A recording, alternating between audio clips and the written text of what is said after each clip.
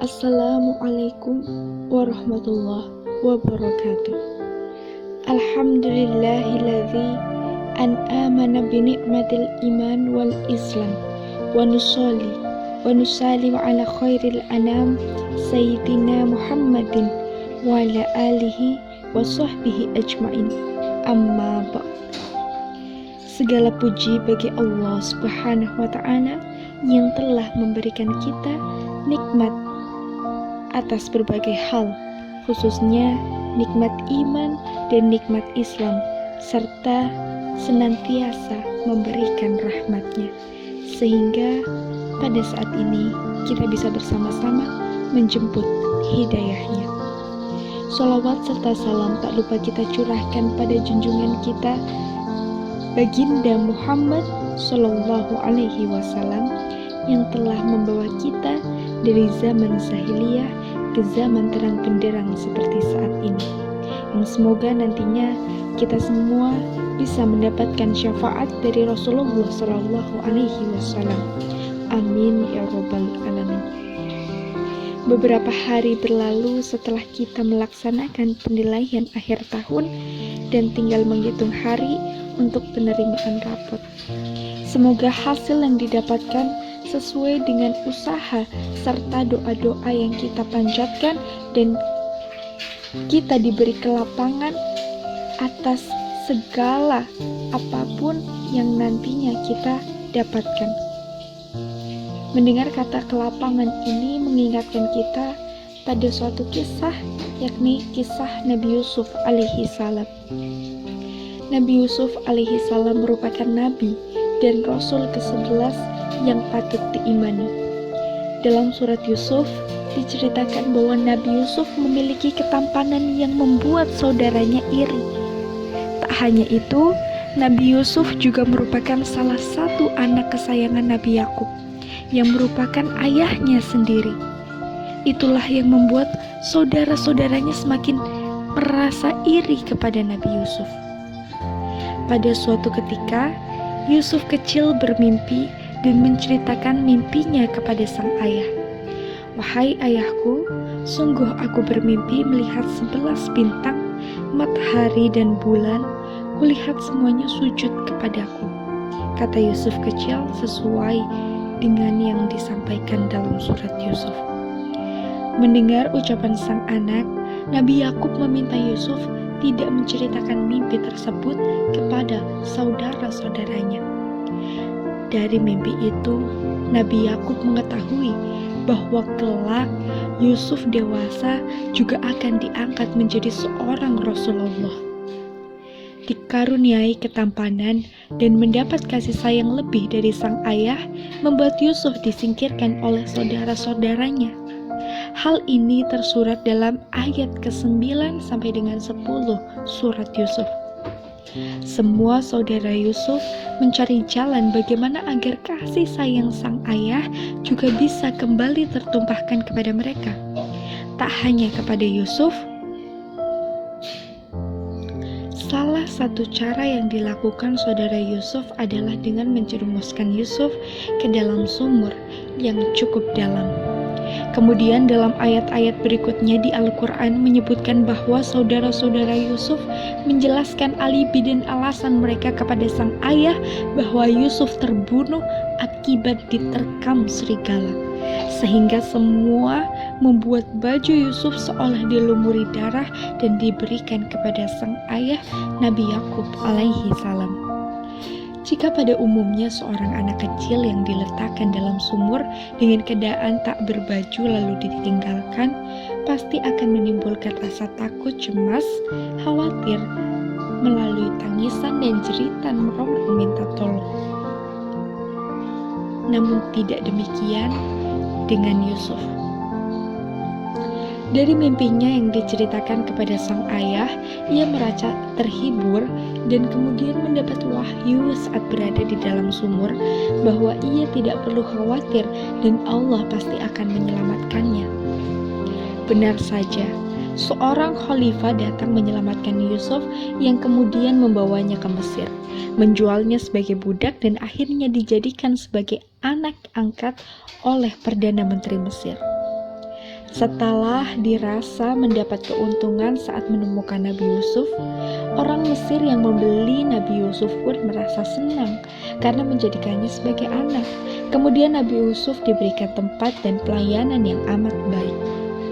Keluarga baru yang dimaksud di sini adalah keluarga seorang perdana menteri yang memiliki istri bernama Sulaikha. Cinta dan tipu daya istri seorang perdana menteri terhadap Yusuf tersurat dalam ayat ke-23 sampai dengan 29. Dalam ayat tersebut diceritakan bahwa Sulaikha menggoda dan merayu Yusuf agar bersedia menuruti hasratnya.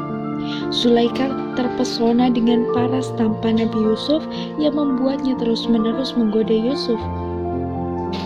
Meskipun Yusuf terus menolaknya. Ketika peristiwa itu tersebar di Mesir, ia meminta Yusuf merahasiakannya dari publik.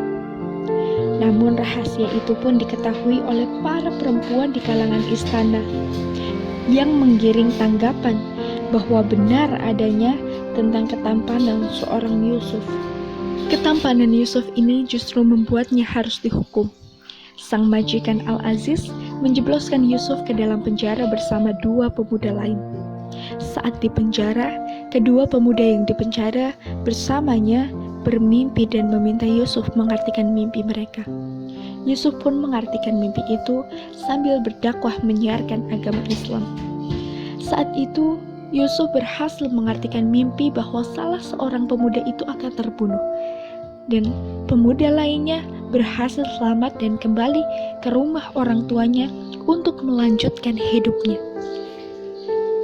Setelah bertahun-tahun di penjara, Raja Mesir tiba-tiba bermimpi 7 ekor sapi betina yang gemuk dimakan oleh 7 ekor sapi betina yang kurus, 7 tangkai gandum yang hijau, dan 7 tangkai lainnya yang kering. Namun sayang, tak ada seorang pun yang berhasil mengartikan mimpi sang raja. Hingga seorang pemuda yang saat itu selamat teringat kepada kemampuan Nabi Yusuf yang bisa menafsirkan mimpi dengan tepat. Ia pun dianggap berhasil mengartikan mimpi sang raja Mesir. Agar kamu bercocok tanam 7 tahun sebagaimana biasa, kemudian apa yang kamu tuai hendaklah kamu biarkan di tangkainya kecuali sedikit untuk kamu makan.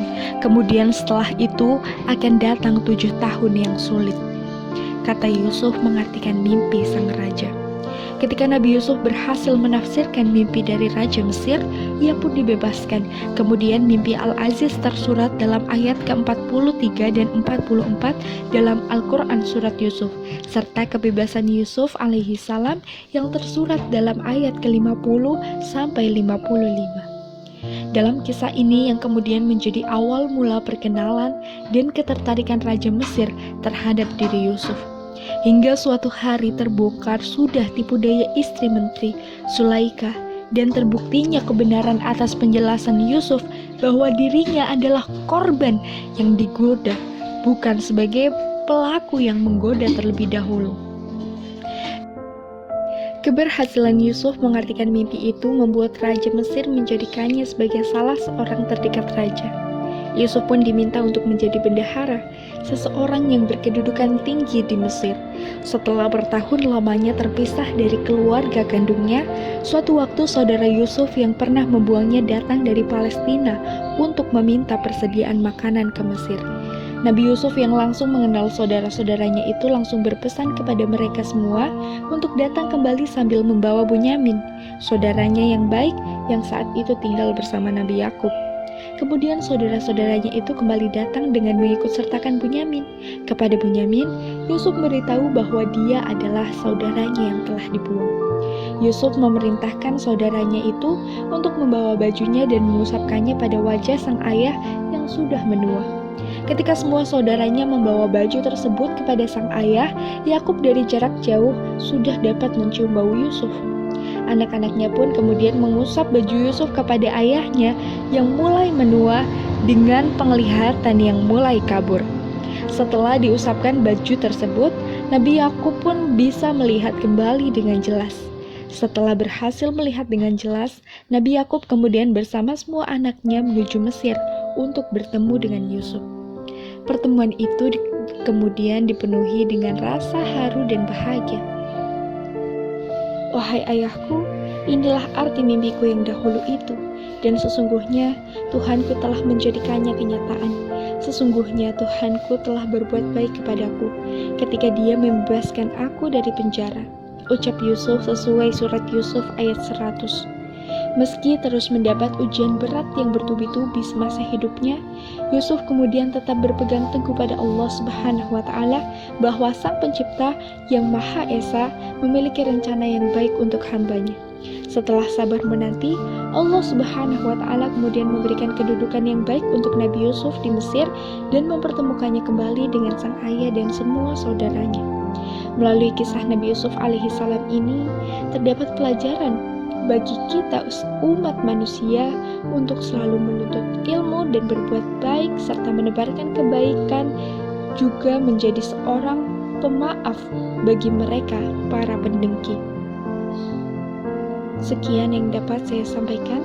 Untur man qala wala tantur man qala. Wassalamualaikum warahmatullahi wabarakatuh.